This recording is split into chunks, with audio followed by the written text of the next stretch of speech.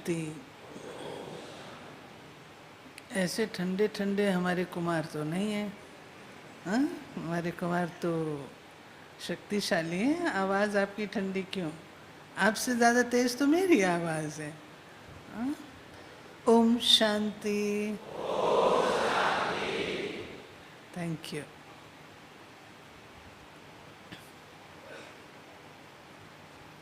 आज का ज़माना कौन सा ज़माना है? हाँ, बिन बिन आंसर देना फास्ट। आज का ज़माना कौन सा ज़माना है? हाँ, एक एक बोलना। पहले यहाँ से बोलना, फिर इधर से। कौन सा ज़माना है? जोर से बोलो। शिक्षा। खड़े होके बोलो। कौन सा ज़माना है? हाँ, डिजिटल। ओके। कौन सा ज़माना है? हाँ, कौन सा? परमाणु। हाँ, आप लोग आगे वाले बोलो, क्या बोल रहे हैं? किसका? कंपटीशन। आपने कंपटीशन बोला? आपने क्या बोला? खड़े होके बोलो। क्या बोला भाई ने? परमात्मा।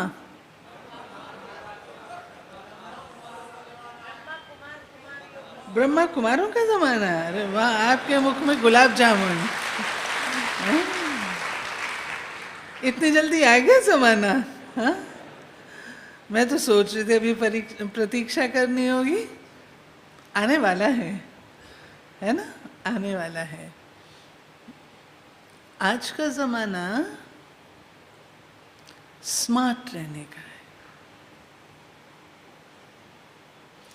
आज का ज़माना एफिशिएंट रहने का है। आज का ज़माना शक्तिशाली रहने का है, क्योंकि चैलेंजेस आते हैं ना, और चैलेंजेस में सामना करना होता है, तो अपने आप को शक्तिशाली रखना है। आज का ज़माना डिजिटल है। आज का ज़माना प्रोफेशनल है ना? अगर आप प्रोफेशनल नहीं हैं, स्मार्ट नहीं हैं, इफेक्टिव नहीं हैं, then you will be thrown out. आज का ज़माना है to move with times. जो समय चल रहा है उस अनुसार स्वयं को चलाने का ज़माना है। अगर उस समय हम अपने आप को समय की गति के अनुसार नहीं चलाते हैं तो हम पिछड़ जाएंगे, will be thrown out. Obama, जो कि अमेरिका के प्रेसिडेंट थे, वे यूथ को यही कहते थे, अपने देश के यूथ को, कि अगर आप लोग एक्टिव और अलर्ट नहीं रहोगे तो भारत के यूथ आपको टेक ओवर कर लेंगे। और आज वो ज़माना है, भारत के यूथ टेक ओवर कर रहा है। कर रहे हैं ना ओवरटेक भारत की। और भारत अपना youngest nation of the world है। पता है ना ये बात? पता है ना? India is the youngest nation of the world. Youngest nation माना जहाँ पर यूथ की संख्या अधिक है।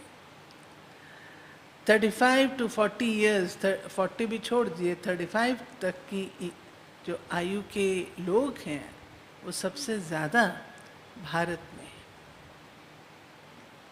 ऐसा देश। और बाबा के महावाक्य आपको याद आते होंगे। बाबा ने किसको यूज़ किया? किसको यूज किया? 80 साल पहले किसको यूज किया? बोलो। यूथ को। हमारी दादियों के चित्र देखे आपने? सब यंग है ना? सब यंग है ना? और आज भी हम लोग तो बीच से निकल गए, आज भी आप सब पुनः यूथ आए हो और बाबा ने अपने स्वर्ग की स्थापना यूथ के द्वारा ही कर ली है, आप सबके द्वारा। जब हम कहते हैं यूथ तो उसका अर्थ कोई आयु से नहीं होता है, लेकिन जो आपके अंदर यूथ की एबिलिटीज़ हैं, कैपेसिटीज़ हैं, स्किल्स हैं, पर्सनालिटी है, वो चीज़, गुण हैं, क्वालिटीज़ हैं, उस चीज़ से बाबा स्वर्ग की स्थापना करते हैं। और महिमा आपकी सबने गाई होगी, मैं उसको रिपीट नहीं करती हूँ, लेकिन मेरा जो विषय है वो यही है कि आपकी जो क्वालिटीज़ हैं, आपके जो गुण हैं, उनका लीकेज ना हो, ठीक है ना? लीकेज ना हो। लीकेज माना खतरनाक निशानी होती है, जबकि आपकी सारी शक्ति, सारे गुण, कोई छेद होते हैं जिससे अगर पार चले आते हैं तो जहाज भी डूब जाता है ना, एक छेद ही काफी होता है। एक छेद सारे जहाज को डुबोने के निमित्त बन जाता है। ऐसे ही हम सब बाबा के बहुत वैल्यूएबल रतन हैं, और इतने वैल्यूएबल हैं जो बाबा हमारा यूज करता है। अब इसको मैं लीकेज से कैसे बचाऊं? मुझे अपने आप को सुरक्षित रखना है। मेरी सुरक्षा इसमें है कि किसी प्रकार की लीकेज ना हो, ना मेरी एनर्जी की लीकेज हो, ना मेरे गुणों की लीकेज हो, ना मेरी क्वालिटीज़ की लीकेज हो, किसी चीज़ की लीकेज ना हो। अब वो लीकेज कैसे होती है वो मैं थोड़ा बहुत आपको बताती हूँ, ताकि आप उनसे सावधान रहेंगे। आप लोगों को पता भी है, ऐसा नहीं कि आप लोगों को नहीं पता है। आपके गुणों की लीकेज कैसे होती है? गुणों की लीकेज होती है जब आप गुणों का यूज नहीं करते। आपके अंदर गुण हैं, लेकिन अगर वो गुण ऐसे ही पड़े हुए हैं, वो यूज में नहीं आ रहे हैं, तो व्यर्थ चले जाएंगे ना आपके गुण, उनका उपयोग नहीं होगा। उपयोग न होने के कारण से लीकेज है, खत्म हो जाते हैं। अब आप कहेंगे बहन जी कौन से गुण हैं?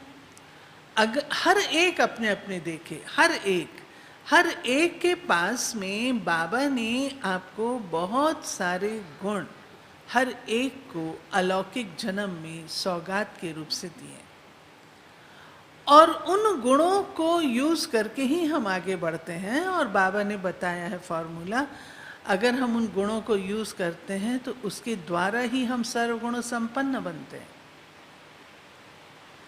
सर्वगुण संपन्न बनने का साधन यही है कि हम गुणों का यूज करें।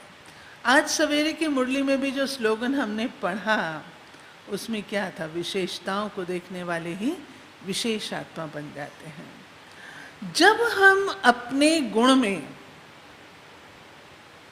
अहम ले आते हैं और उस गुण में मेरापन होता है, गुण पर आप अधिकार रखते हो, तो भी लीकेज उस गुण की हो जाती है। मेरापन माना बाबा कहेगा ओके भाई तुम्हारा है, मैं तो सोच समझ के यूज करूंगा।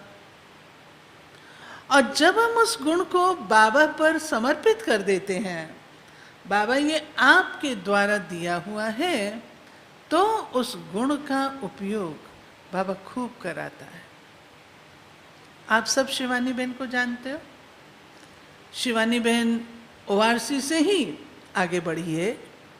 जब हमारे पास आ रही थी शुरू से जब से ओआरसी पैदा हुआ है ना, तो शिवानी बहन भी वहाँ पर आती थी। तो कन्या तो अच्छी है और कई गुण हैं उसके अंदर। वहाँ पर विदेशियों की मीटिंग हुई, तो विदेशियों ने, मैं भी बैठी थी, उसको इंट्रोड्यूस किया, तो विदेशियों ने उसके गुणों की महिमा की। वो पूरा हो गया। उसके बाद मैंने शिवानी को बोला, शिवानी ये महिमा तुम्हारी नहीं है, इसको स्वीकार नहीं करना, इस महिमा को बाबा को अर्पण कर दो। तेरा तुझको अर्पण क्या लागे मेरा। अगर तुम्हारे अंदर ये बात आ गई, मेरी महिमा हो रही है, तुम्हारे गुण का उपयोग नहीं होगा, इसे दे दो। बाबा जो महिमा मुझे मिल रही है ये मेरी नहीं, आपके कारण से है, आपके ज्ञान के कारण से है। मेरे पास कहाँ से ज्ञान आया? बाबा ये आपका ज्ञान है, आपका ज्ञान, उससे उदित ये महिमा, ये आपकी है। ये चीज है अपने गुणों की लीकेज को रोकना। प्यारे भाइयों, आप सब मेरे से छोटे हो, मैच्योरिटी सब मेरे से छोटे हो। ये परहेज हमें रखना जरूरी है। और अगर हम उसको समझ लेते हैं मेरा है, मेरी महिमा है, या मेरी महिमा नहीं हुई, दीदी ने मेरी कोई महिमा नहीं की, तो प्यारे भाइयों उसका यूज नहीं होगा। जहां अहम आ जाता है वहां पर हर कोई सतर्क हो जाता है। अगर मुझसे कोई कहे ये भाई है तो बहुत अच्छा, गुणवान है, बहन जी इसके जैसा गुणवान और कोई हमने नहीं देखा, लेकिन इसमें थोड़ा ईगो बहुत है। अब ईगो बहुत है तो मैं यूज करूंगी उस गुण को? ना बाबा, कौन इसके हाथ पांव जोड़ेगा, इससे ना हो तो ज्यादा अच्छा है ना। अहम के कारण से व्यक्ति दूसरे की इंसल्ट भी कर देता है। अहम के कारण से वो अपने आप को इतना ऊंचा उठा लेता है जो कि संगठन के साथ रहना पसंद ही नहीं करता। जो कोई ये समझेगा कि मैं इन सबसे अलग हूं, मैं इन सबसे न्यारा हूं, तो संगठन का प्यार, मोहब्बत, दुआएं उसे मिलेंगी नहीं। वो अपने आप को समझता है मैं बहुत बड़ा हूं। तब बाबा हम बच्चों को कहते हैं कि बच्चे ये लीकेज को रोको। ऐसे योग्यताएं हैं, अगर मेरे अंदर योग्यता है और मैं उसको अनासक्त वृत्ति से यूज करती हूं, बाबा मेरी योग्यता बारंबार यूज करेगा और वो योग्यता मेरी कला का रूप ले लेगी। और अगर मैं अपनी योग्यता में अहम भाव ले आऊंगी, या हमको दादियां सिखाती रही हैं, आज भी सिखाती हैं, कभी भी सेवा में ना नहीं बोलनी है। आपके अंदर योग्यता है और सेवा में उसकी आवश्यकता है, और आप कह दो नहीं जी मैं नहीं करूँगा, या नखरे दिखाओ मेरे पास टाइम नहीं है, मेरे पास बहुत थोड़ा सा टाइम है, मैं इतना ही टाइम दे सकता हूँ, आदि आदि ऐसा करोगे, तो आपकी योग्यता को कौन यूज करेगा? करेगा कोई यूज? मेरे जैसा व्यक्ति तो यूज नहीं करेगा। मैं कहूँगी इतने नखरे दिखाता है, इसे तो ना करना अच्छा, अपने आप ही कर लो, जो है जैसा वैसा कर लो। समझा प्यारे भाइयों? तो कभी भी सेवा में ना नहीं करनी है। आपको कहा जाए आपकी ये विशेषता है, आप ये काम करो, जी दीदी, जी दीदी, जरूर दीदी, और वो योग्यता आपको बहुत आगे बढ़ा दे। समझ रहे हैं ना मेरी बात? तीसरी बात, 3 शब्द होते हैं, तीनों शब्दों के अलग अलग मीनिंग हैं और आप उसके ऊपर मनन चिंतन करना। एक शब्द होता है व्यर्थ, दूसरा होता है निरर्थक और तीसरा होता है फालतू। व्यर्थ जिसको हम कहते हैं बहुत व्यर्थ संकल्प आते हैं, रियली स्मार्टनेस में व्यर्थ शोभा नहीं देता। स्मार्ट व्यक्ति जो बुद्धि से स्मार्ट है, उसके पास व्यर्थ की कोई मार्जिन नहीं है। आप सब स्मार्ट हो, स्मार्ट हो, बुद्धि से स्मार्ट हो, इसलिए ये जो कंप्लेन करते हैं ना व्यर्थ की, इसको फिनिश करो। ये ओल्ड फैशन है। कब से गीत गा रहे हैं? अगर आप 1969 की मुरलियां अव्यक्त रूप की जो चली हुई हैं उन्हें पढ़ो तो व्यर्थ वहां से चल रहा है। वो ओल्ड फैशन कितना है, व्यर्थ वहां से बाबा ने मुरलियां व्यर्थ के ऊपर चलाई हैं। आज हमारे पास टाइम है व्यर्थ के लिए? इतने व्यस्त हैं हम लोग जो हमारे पास कोई टाइम नहीं है व्यर्थ को जगह देने की। बाबा ने हम बच्चों को युद्ध स्थल पे रखा है और प्यारे कुमारों, आप लोगों का उसमें रोल सबसे अहम है। युद्ध स्थल पर अगर कोई खड़ा होकर जबकि सामने से बमबारी हो रही हो, उसको और कुछ सूझता है? वॉरियर को और कुछ सूझता है? उसको युद्ध के सिवाय और कुछ नहीं सूझता। हम भी रूहानी योद्धा युद्ध के मैदान में। अभी हमने अपना राज स्थापन कहाँ किया है? इतनी सी उंगली नहीं मिली अभी आपको। रोज मुरली में बाबा कहता है, तुम अपने तन मन धन से अपनी राजधानी स्थापन कर रहे हो। कहता है कितनी स्थापन कर लिया आपने? मिल गया कुछ? आपको अपना राज सिंहासन रखने का स्थान भी नहीं मिला अभी। फुर्सत है आपके पास? है? नहीं है। युद्ध स्थल पर खड़े हैं और व्यर्थ चिंतन में हैं तो लगेगा बम, लगेगा। इसलिए अपने आप से बातें करो। ये मेरे कहने से नहीं होगा, ये मैं आपको बता देती हूँ।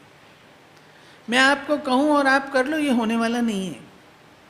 इसके लिए एक कड़ी जो हम लोग मिस करते हैं उसको यूज करना बहुत जरूरी है और वो है स्वचिंतन की,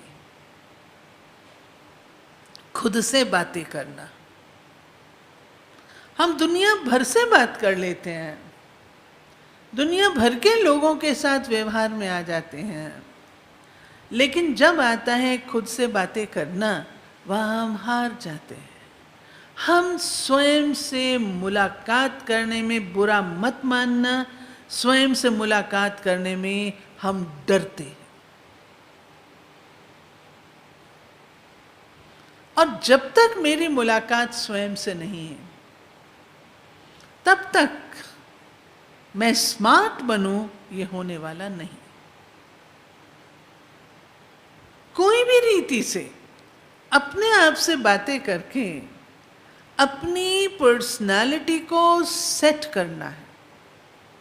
ये जो एज है आप लोगों की, इस एज में आप अपनी पर्सनालिटी बना रहे हैं।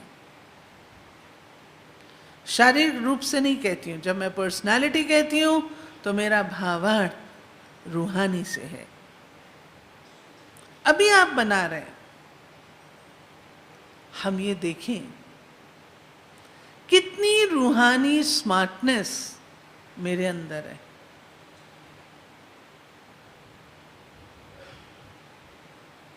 व्यर्थ को स्थान मैंने नहीं देना। I have no time, I have no time. मेरा शेड्यूल इतना बिजी है, बाबा ने इतने सारे काम दिए हैं, आई हैव नो टाइम। ठीक है, इसको पक्का करो।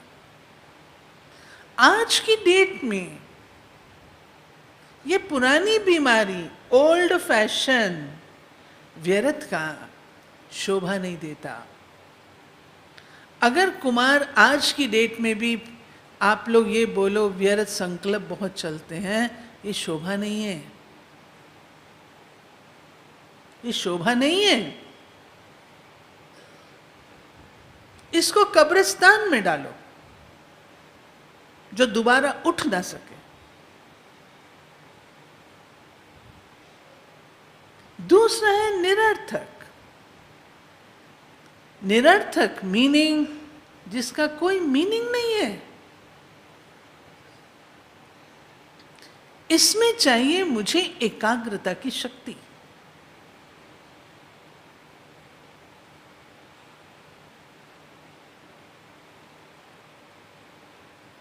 जिन बातों से कोई मीनिंग नहीं है, मीनिंगलेस बातें हैं, मुझे अपने आप को उनसे विड्रॉ करना है।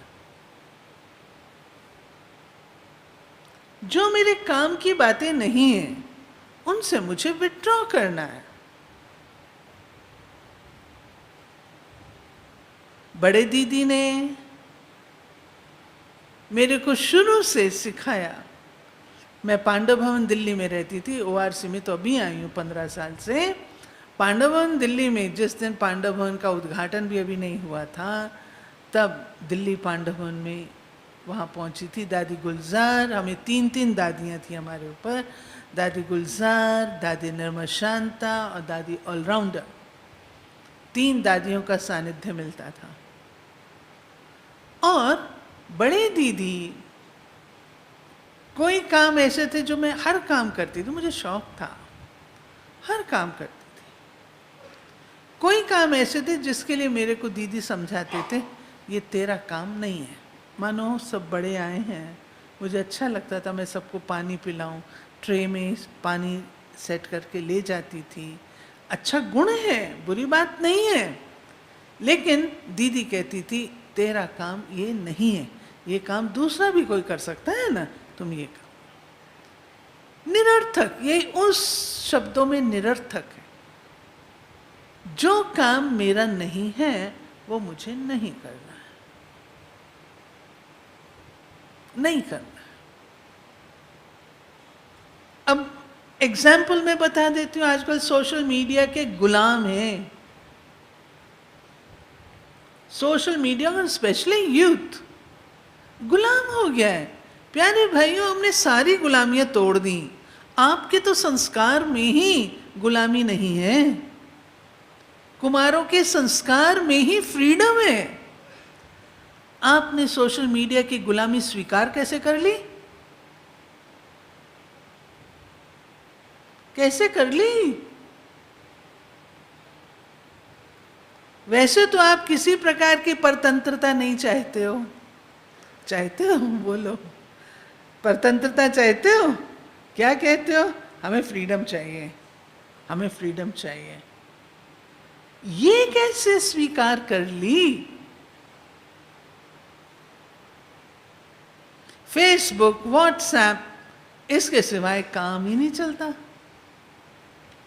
ये मेरा टॉपिक नहीं है, परंतु आप अगर व्हाट्सएप कभी खोल के देखो, मुझे कभी कभी बहने मैंने कहा होता क्या है मुझे दिखाओ। जब मैं देखती हूं तो मैं कहती क्या है ये, क्या है? उससे आपका ज्ञान कितना बढ़ता है ये बता दो, आपकी धारणा कितनी बनती है ये बता दो। कौन सी ऐसी बातें व्हाट्सएप में आ जाती हैं जो मेरे भगवान ने मुझे नहीं बताई?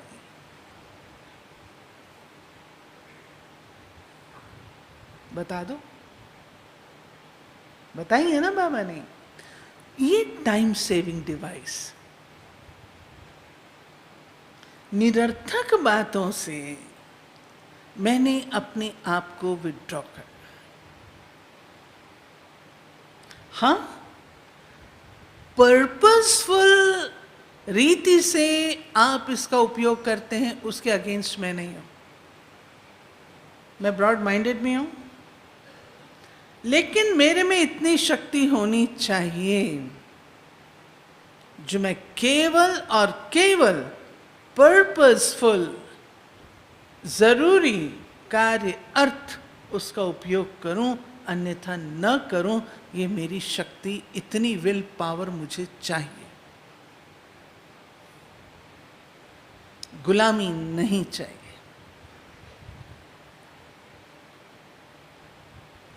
अच्छे रीति से यूज करो डिजिटल इंडिया, फाइन, मैं नहीं कहती आप पिछड़े हुए रहो, लेकिन यूज इट जहां आपको उसका यूज करना है। अदरवाइज प्यारे भाइयों, दिल पे हाथ रख करके मुझे सच सच बताना, क्या आपकी एनर्जी, क्या आपका टाइम वेस्ट नहीं जाता? हाँ जी या ना जी? बोलो, जाता है ना? आपके पास है टाइम? नहीं है ना? सोचना, मैं नहीं कहती कि आप इसको बंद कर दो, क्योंकि ये आपके दिल से आना चाहिए, आपके हृदय से, मन और बुद्धि आपकी स्वीकार करनी चाहिए। अगर मैं आपकी जगह पर हूं तो सच में, हमारे ज़माने में भी कई चीज़ें थी, हमने अपने आप को प्रोटेक्टेड रखा ना, प्रोटेक्टेड रखा। हमको फिल्म देखने के लिए कहते थे, हम कहते थे ऐसी कौन सी बात वो फिल्म बता देगी, कहते थे वो फिल्म बहुत अच्छी है, बहुत अच्छी, उसमें बहुत अच्छी शिक्षाएं हैं। और हमारा एक ही क्वेश्चन होता था, ऐसी कौन सी बात उस फिल्म में दिखाई जा रही है जो मेरे बाबा ने नहीं बताई है? कहा ऐसी तो कोई बात नहीं, कि बस छुट्टी, मेरे पास टाइम नहीं है। विल पावर, और आपकी विल पावर तब होगी जब आप अपने ऊपर अटेंशन देंगे, थोड़ा सा उसे जमा करिए और वक्त पर वो काम में लाइए। अपनी शक्तियों का एक्स्ट्रा उपयोग भी सही नहीं है, फालतू उनका उपयोग भी राइट नहीं है, क्योंकि बाबा ने हमें बताया हुआ है, बच्चे आगे चल करके तुम्हारे सामने क्यों लगने वाली है, और अगर तुम्हारे पास अपनी शक्तियों का स्टॉक नहीं होगा, तुम उन्हें क्या दोगे? आप बोलोगे क्या? नो स्टॉक, लगाओगे बोर्ड अपने आगे, नो स्टॉक। वो बेचारा तड़प रहा है, वो आत्मा, मुझे शांति दे दो, मुझे खुशी दे दो, और आप लिख दो नो स्टॉक। हमें आड़े वक्त के लिए ये सेविंग करनी है। उस वक्त के लिए बाबा कितने ऊंचे टाइटल देता, बच्चे तुम फायर ब्रिगेड। फायर ब्रिगेड का काम क्या है? तपत को बुझाना, आग को बुझाना। जब मेरे पास इतनी सहन शक्ति होगी, समाने की शक्ति होगी, तब तो मैं करूँ ही ना। जमा करो, जमा करो, ताकि उसको समय पर हम यूज कर सकें। इसी रीति से और चीजें आपका निरर्थक, फिर मीनिंगलेस, उससे ही बात निकली सारी। जो चीजें मीनिंगलेस हैं उनसे विड्रॉ करो।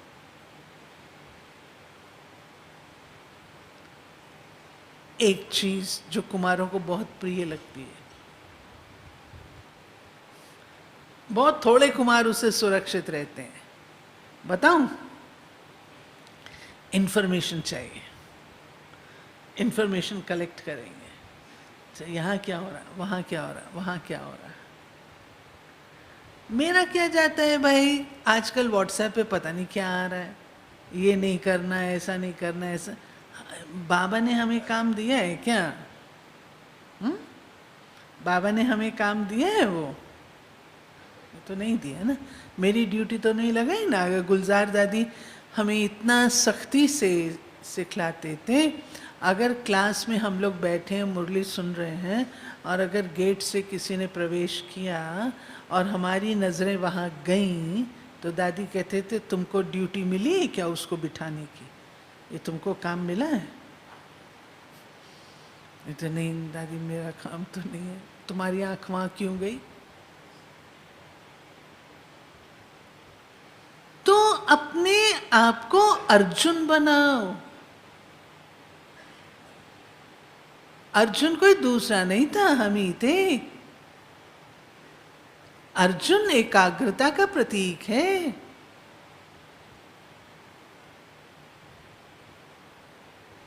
जब आए, याद है ना, तीर लगाने के लिए जब कहा गया चिड़िया की आंख को, तो पांडव आए। एक आया, बोला मैं, गुरुजी ने पूछा क्या देख रहे हो? गुरुजी मैं आपको भी देख रहा हूँ, क्योंकि सोचा कि गुरुजी को प्रणाम करना जरूरी है।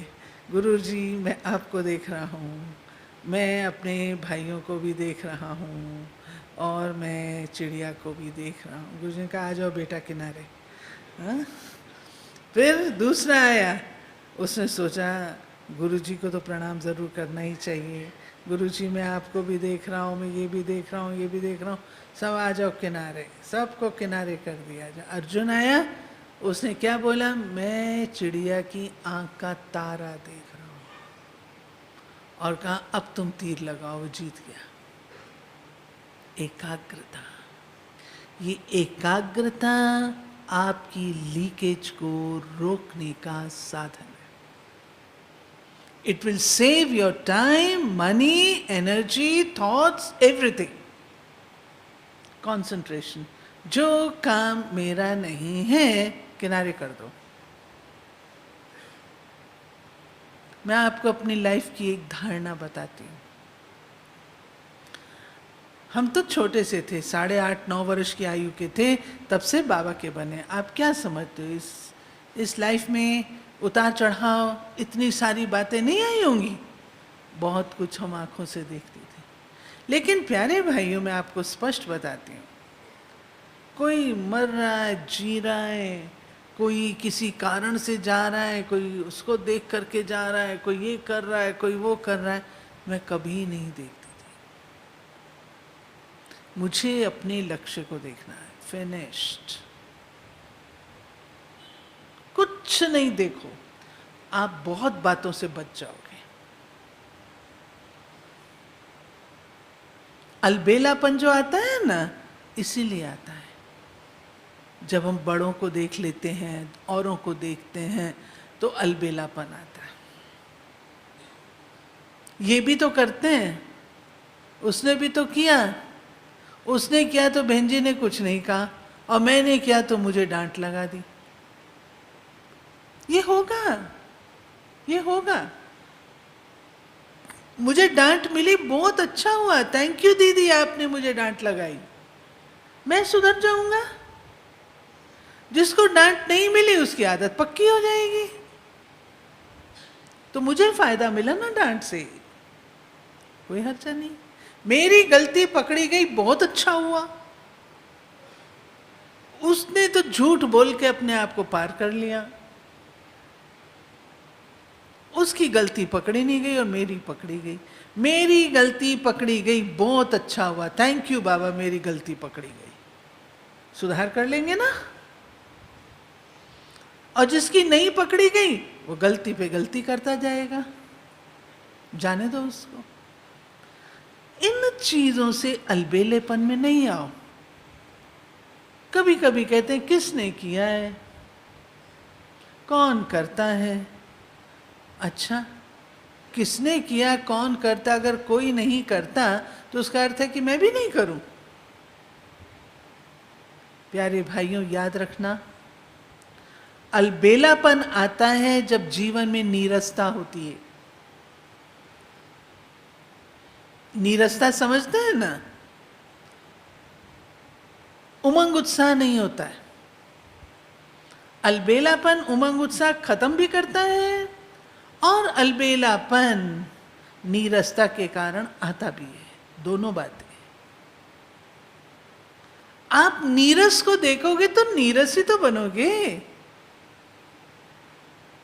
नीरस को देख करके आप कोई एक रस वाले थोड़ी बन जाओगे, नीरस बनोगे। और आपके पास जो शक्ति है नई दुनिया की स्थापना की, जिसका उपयोग बाबा करता है, वो खत्म हो जाएगी। बताओ कौन सी शक्ति जिसका बाबा उपयोग करता है? हाँ, पॉजिटिव, पवित्रता। आप बहुत फास्ट लांग गए। उससे पूर्व, चलो मैं बता देती हूँ, टाइम शॉर्ट है, बता देती हूँ। वो शक्ति है क्रिएटिविटी, रचनात्मकता। अलबेलापन और आलस्य रचनात्मकता को समाप्त कर देते हैं।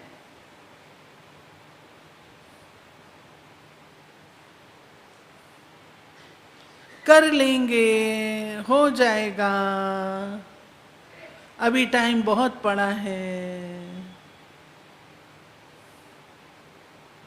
अभी तो कोई भी तैयार नहीं हुआ है। बाबा ने बताया हुआ है, आप लोग मुरलियां पढ़ लेना। बाबा ने बताया हुआ है कि अगर आप महारथियों को देख करके अलबेलेपन का डनलप का तकिया लेते हो, तो याद रखना, महारथी महारथी है।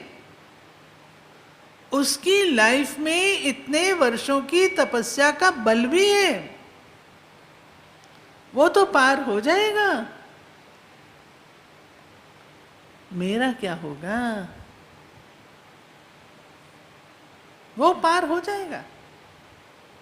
इसलिए हमें इन बातों में भी अपने आप को अटकाना नहीं। किसने किया, कौन करता है, आदि। ये अलबेलापन आपके पुरुषार्थ की गति को स्लो कर देता है। फिर हम कहते हैं, बहन जी वो खुशी नहीं है, जितनी खुशी होनी चाहिए वो नहीं है। क्यों होगी खुशी? इधर उधर देखोगे, सबको देखोगे, सबकी गलतियों को देखोगे, पर दर्शन, पर चिंतन, पर मत, और भी क्या है, उन सब चीज़ों को करोगे तो आपकी क्रिएटिविटी बढ़ेगी क्या? इसको समाप्त करने के लिए, अलबेलापन और आलस्य को समाप्त करने के लिए हमें चाहिए निरंतर उमंग और उत्साह में रहना।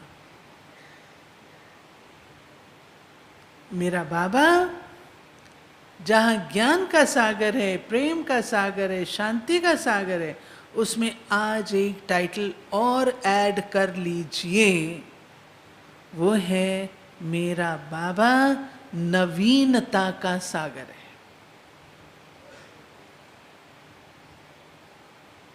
नई नई बातें आपको कौन सुझाता है? बाबा। जब आप बाबा की मुरली देखते हैं, बड़ी दादी को किस किसने देखा है? दादी प्रकाश मणि को। Very good. हाँ, कितना प्यार करती थी दादी आप सबको। दादी की विशेषता क्या होती थी? अच्छा, अभी क्या करना है? ये पूरा हो गया, अब क्या करना है? What next? दादी कहते थे ना, व्हाट नेक्स्ट? इसके बाद क्या, इसके बाद क्या? तो दादी आराम से बैठने ही नहीं देती थी। उनके लिए कहते थे, ना ये खुद आराम से बैठती है, ना हमें आराम से बैठने देती है, कुछ ना कुछ लगा के रखती थी। आज जितना विस्तार है, वो दादी ने अपने यंग यूथफुल गुणों के कारण से किया है, जिन गुणों के आप सब अवतार हो।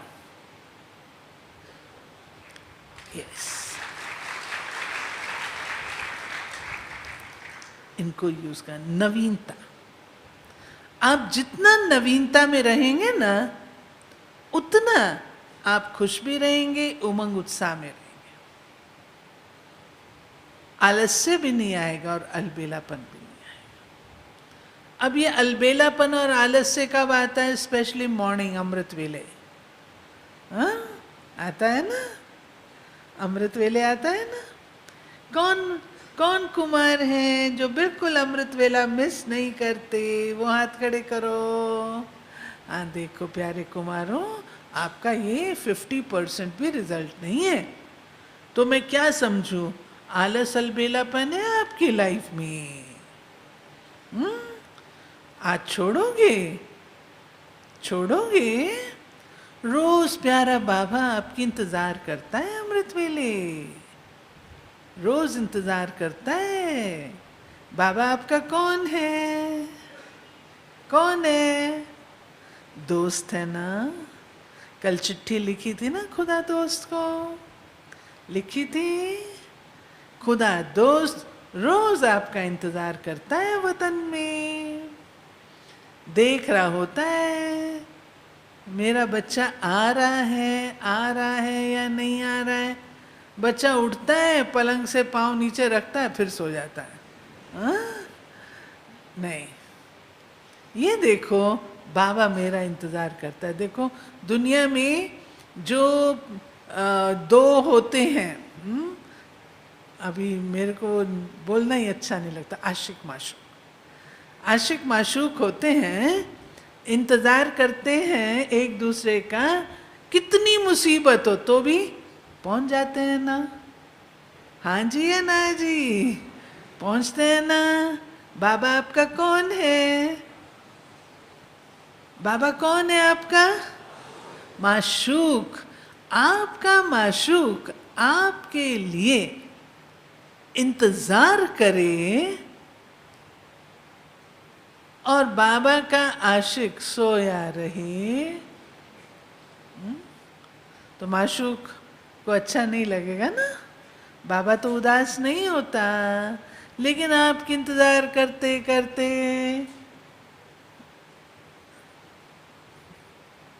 ठीक है ना। तो इसलिए सवेरे अमृत वेले बोलो प्यारे कुमारों, करोगे? ये गिफ्ट दोगे बाबा को? पक्का? हाथ इतना जल्दी नीचे आ रहा है तो मुझे संदेह होता है। पक्का? पक्का ना? पक्का? हाँ पक्का। बाबा को इंतजार नहीं कराना। हाँ? ये इसको जीतो, ये पहला कदम आप जीतो। जो अलबेलापन और आलस आता है ना इस समय, इसको जीतो। हमारे पास ओआरसी में भी कुमार लोग रहते हैं ना, सब यंग हैं, सब यूथ हैं। भाई आज क्या बात हो गई, आज तुम आया नहीं सवेरे? दीदी नींद नहीं आई आज। मैं कहती हूँ कुमार तो बेधड़क होके ऐसा सोता है जो बात ना पूछो। तुमको नींद क्यों नहीं आई? जरूर दाल में काला है। तो क्या दाल में काला है? फिर पता लग जाता है, दीदी 12 बजे तक व्हाट्सएप देख रहा था। हा? अब 12 बजे तक जो ये देखेगा उसको सवेरे कैसे उठाएगा बाबा? माया कहेगी शाबाश बेटा, सो जा राजकुमार, सो जा, सुला देगी। नहीं, ये हमें सावधान रखना है। दूसरी चीज जो कि आप अपने लाइफ में अगर अपना लेंगे ना, वो अभी अपनाने की है। बड़े हो जाओगे ना फिर नहीं कर पाओगे, अभी कर सकते हो। वो क्या चीज है? वो है अपनी डिसिप्लिन को बनाना, रूटीन को बनाना। सवेरे उठना है, बाबा को अमृत वेले याद करना है, नहाना धोना है, एक्सरसाइज करनी है, फिजिकल एक्सरसाइज करनी है। फिर आपको सेवा केंद्र पर जाना है। टाइम अपना बांधो। ये अभी कर सकते हो। ये आपकी एज है अपने आप को डिसिप्लिन में लाने की। बाद में नहीं कर सकोगे, बाद में आदतें पक्की हो जाती है ना, तो फिर नहीं कर पाते हैं। इसीलिए बाबा यंग एज में ये सब मर्यादाएं नियम जो सिखाता है ना, वो इसीलिए सिखाता है, इस एज में करने के लिए। तो ये आप अभी से अपनी लाइफ में, जैसे हम लोग कन्याओं को कहते हैं ना कि भाई खाना बनाना तुम्हें आना चाहिए, ये काम तुम्हें आना चाहिए, ऐसे कुमारों को अपनी लाइफ को सारा दिन डिसिप्लिन में कैसे चलाना है, समय अनुसार रूटीन सेट करनी है, ये कुमारों को आना चाहिए। यह आपका एक पार्ट है, एक लेसन है लाइफ का, यह आप लोगों को आना चाहिए, ये जरूरी है। और फिर इसके साथ आपको जो बात निकली भोजन की, भोजन बनाना भी आना चाहिए। जिन कुमारों को भोजन बनाना आता है वो सेफ रहते हैं, नहीं तो उनको भोजन बनाने वाली लानी पड़ती है। हा? अब ये बताओ, भोजन बनाना किस किस को आता है? नहीं आता? अरे वाह जागृति बहन, देख रहे हो, शाबाश। जिसको नहीं आता हो सीख लेना, ऐसा ना हो भोजन बनाने वाली लानी पड़ जाए। हाँ? नहीं, बिल्कुल नहीं, बिल्कुल नहीं। अपने लक्ष्मी के हाथ इमर्ज करो और भोग लगाना है बाबा को, बाबा को भोग लगाना है। जिस दिन थोड़ा आलस आए ना, कहो मेरे लक्ष्मी के हाथ इमर्ज हो जा। चतुर्भुज है ना हम लोग, चतुर्भुज है ना, 2 हाथ नारायण के, 2 हाथ लक्ष्मी के, लक्ष्मी के हाथों को इमर्ज कर लो, आजा। एक बार किसी कुमार ने कहा रोज रोज मैं रोटी ही बनाता रहूंगा, तो ब्रजवन भाई तो रमणीक है, उन्होंने कहा नहीं भाई, किसी दिन पूरी बनाना, किसी दिन पराठे बनाना। हाँ? तो अपने लाइफ में रंग भरो, अपने लाइफ में रंग भरो। और रंग कैसे बनना, वो दुनियावी रंग की बात नहीं है, ऐसे वैरायटी से, कभी कुछ किया, कभी कुछ किया, कभी कुछ किया, और अपनी लाइफ के प्रति सीरियस हो। जब बड़े हो जाते हैं ना, फिर लाइफ के प्रति सीरियस होते हैं। लेकिन ये आपकी एज है जब आपको अपनी लाइफ के प्रति सीरियस होना चाहिए, क्योंकि बिल्ड कर रहे हैं ना, लाइफ बना रहे हैं, तो बनाने में सीरियसनेस होगी तो अच्छी लाइफ बनेगी। और अगर वो सीरियस नहीं होगी तो झूलती मीनार होगी, खतरा वाली होगी। ठीक है, तो यहाँ मैं समाप्त करती हूँ। और आज आप सब ने बहुत अच्छी सौगात दी, अमृत वेला उठने का, और बाबा आपको बहुत बहुत प्यार करेगा, देखना। ठीक है, इन शब्दों के साथ आपकी क्लास में आके मुझे बहुत अच्छा लगा, बहुत अच्छा लगा।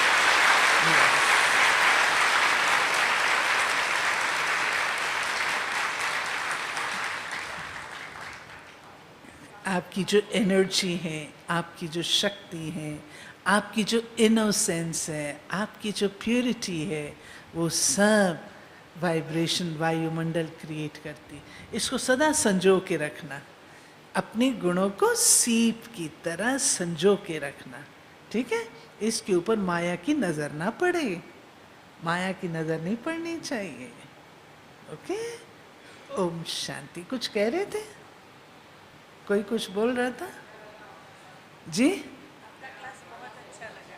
हाँ, मुझे भी अच्छा लगा, मेरा दिल कर रहा है और बोलूं, लेकिन ये आ गई है।